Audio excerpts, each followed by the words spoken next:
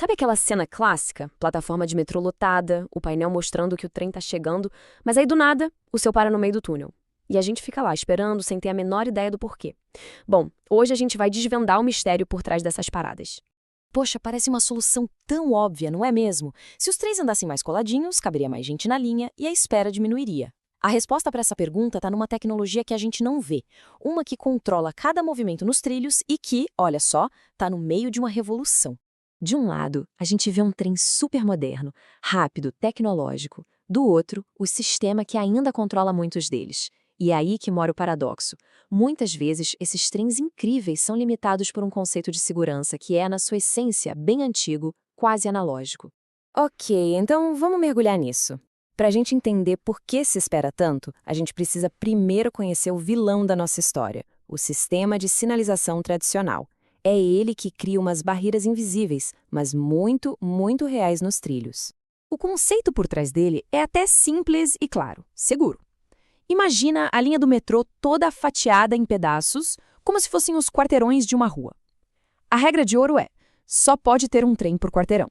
Quando um trem entra num desses blocos, o bloco de trás vira um sinal vermelho gigante e só libera quando o trem da frente sai completamente daquele trecho. E é aqui que está o pulo do gato. Esse sistema, apesar de seguro, é muito pouco eficiente. Para ele, não importa se o trem é pequeno e leve ou um gigante pesado. A distância de segurança é sempre a mesma, gigantesca. Isso acaba criando uns buracos enormes de espaço vazio nos trilhos que não podem ser usados. Em lugares de altíssima demanda, como São Paulo, isso vira um verdadeiro gargalo. Mas e se os trens pudessem pensar? Se eles soubessem exatamente onde estão, a que velocidade andam e o quão rápido eles conseguem frear? Pois é aqui que entra o herói da nossa história, uma nova tecnologia que promete derrubar de vez essas barreiras invisíveis. O nome dele é CBTS, que significa Controle de Trens Baseado em Comunicação. A grande virada de chave é que a gente sai de uma comunicação que só acontecia de vez em quando o trem passava num ponto específico, para uma conversa constante, em tempo real, entre o trem e a central de controle. Esse sistema se apoia em 4 partes principais. Primeiro, o equipamento que vai a bordo, que é o cérebro do trem, calculando o tempo todo onde ele está e qual a velocidade dele. Segundo, o equipamento que fica na via, gerenciando os trilhos. Terceiro, o sistema de comunicação, que é tipo um rádio digital superpotente que conecta tudo. E por último, a central de comando, de onde os operadores monitoram o tráfego inteiro. Juntos, eles criam uma espécie de sistema nervoso digital para a linha do metrô. Agora sim, a gente chegou no clímax técnico, no momento ahá dessa história toda. Como é que essa conversa constante entre os trens e os trilhos se transforma em menos tempo de espera para a gente na plataforma? A resposta está num conceito que muda completamente as regras do jogo. A essência do CBTC é essa aqui.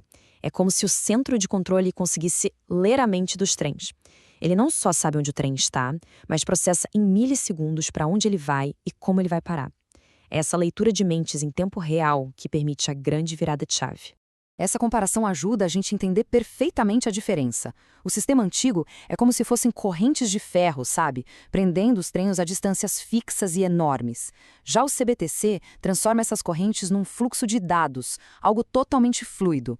A segurança deixa de ser um espaço físico fixo e passa a ser um cálculo matemático, preciso e constante. Então, o ponto crucial é esse. Em vez daquele bloco fixo de, 1 quilômetro, a zona de segurança agora é uma muralha virtual que se move juntinho com o trem. Essa muralha é a distância exata que o trem de trás precisa para frear com segurança, levando em conta a velocidade, peso e até a inclinação do trilho. Nem 1 centímetro a mais, nem a menos. E é isso que permite que os trens andem muito mais perto uns dos outros com total segurança. A tecnologia é fantástica, mas colocar isso para funcionar num sistema de metrô que transporta milhões de pessoas todo dia, bem, isso é um desafio gigantesco.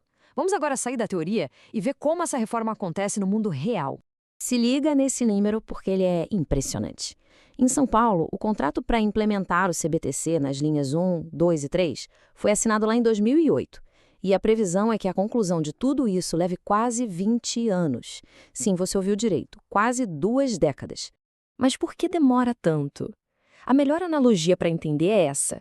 É como fazer uma cirurgia de coração aberto nas artérias da cidade, só que com o coração ainda batendo.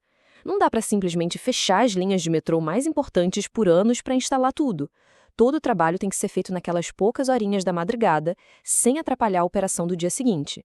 É um quebra-cabeça complexo demais. E olha, isso não acontece só no Brasil.